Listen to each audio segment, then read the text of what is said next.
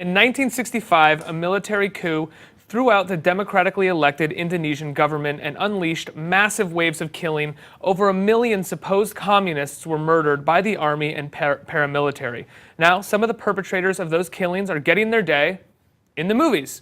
Joshua Oppenheimer's The Act of Killing opens in New York today, and he's here to talk about his unique documentary. Joshua, thanks so much for joining us. Thank you so much for having me. Before we get started in this conversation, let's give our audience a quick look at the trailer.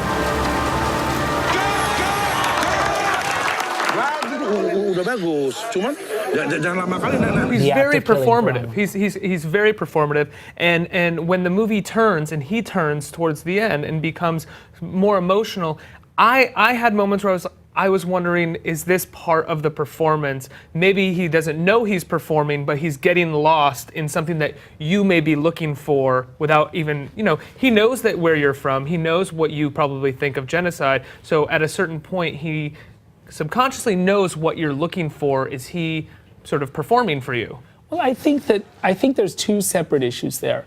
One is the question of what I was looking for.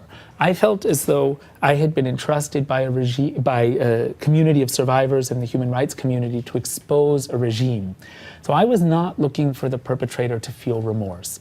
Now it turned out— But you get that. Yes, I think because the method, if you like, was to show, was for Anwar to come up with an idea for a scene, shoot the scene, watch the scene that he shot, and then react to it and plan the next scene. We never would plan 2 or 3 scenes at once. It was always one at a time, and the next scene would be a reaction to the previous scene, and the film is very largely chronological. Wow. So Anwar, I think every time he would watch his scenes, he would be disturbed. He would look upset. And what's upsetting him, what's disturbing him, is the same thing that's been giving him nightmares ever since the killings. It is, in fact, the horror of what he did. But he dares not express that. He never has the courage to say what's wrong with the images, which is the events they depict, because to do so would be to admit that what he did was wrong, and he's never been forced to admit what he's done was wrong because he's remained in power and been able to justify what he's done.